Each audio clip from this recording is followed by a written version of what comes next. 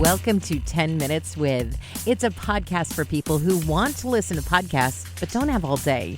We've got a quick chat with someone you might be interested in learning more about in about 10 minutes.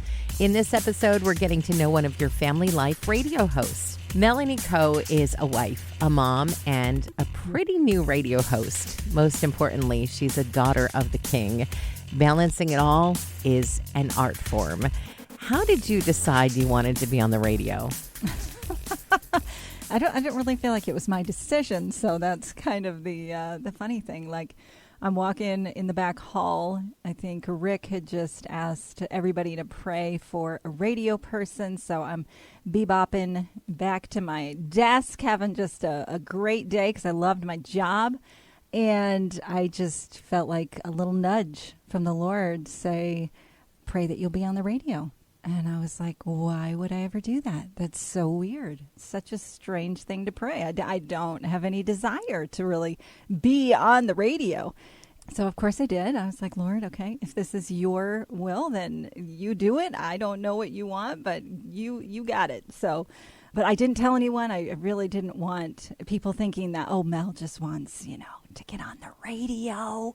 So I didn't even tell my husband. And a couple weeks later, Dave Margalotti, the director of radio here at Family Life, calls me into his office, and I'm thinking, oh, he's going to ask me to do some funny voice, because that's what I'm kind of known for, just being kind of goofy and silly.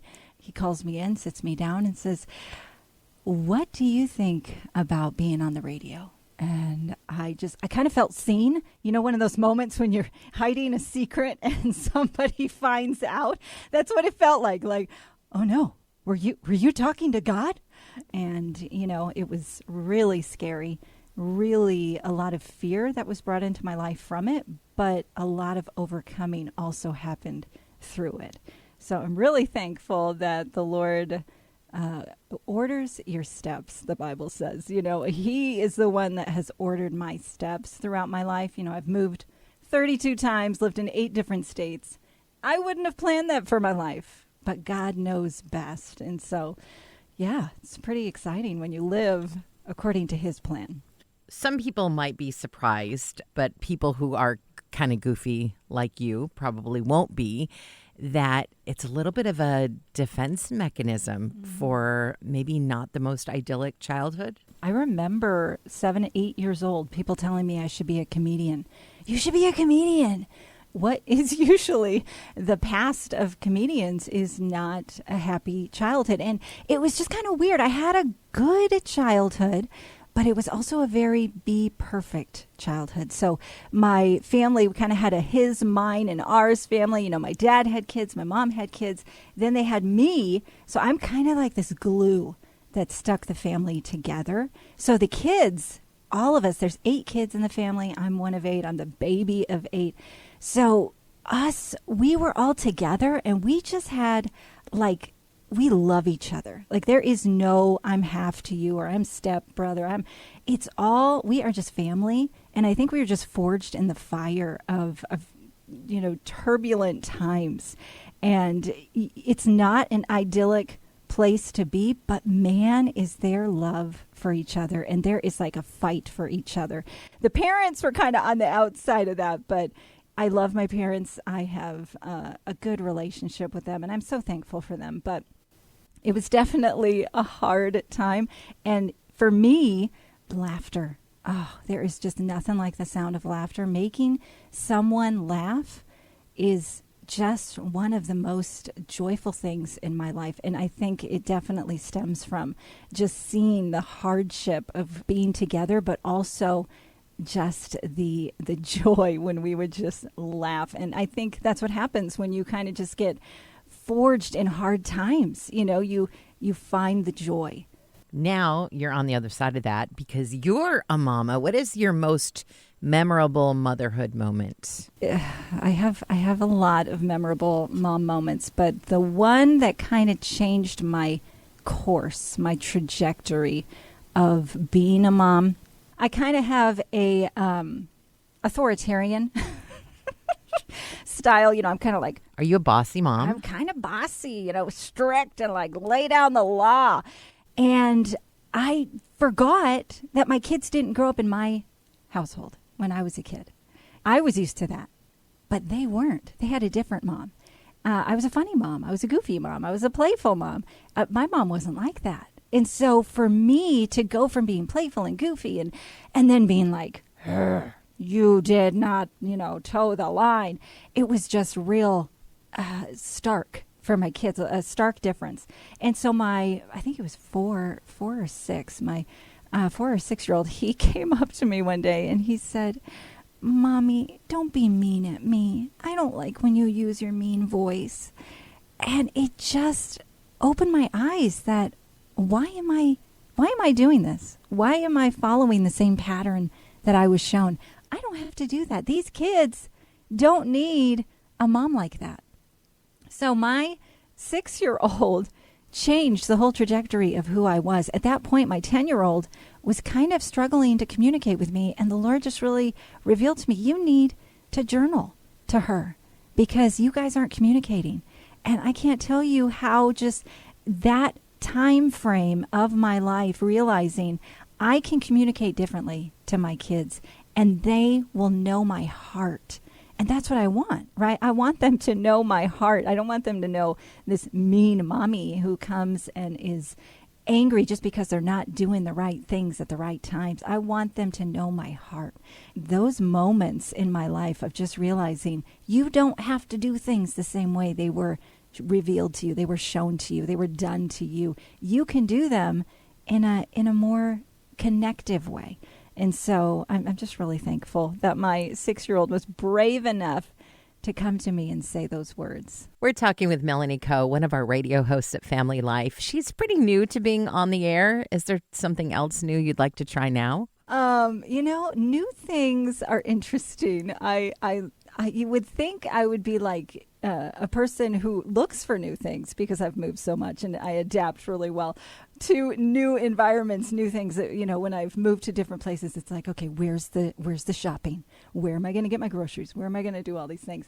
But new things, like that's my husband. My husband's always like, oh, let's try something new. But I'm kind of in the back like, listen, I'm good. I'm fine. I don't need a new thing, a new toy, a new technology. I'm cool with the old stuff. God is the one that kind of says, hey, Mel, here's something new you need to try. And I'm like, what?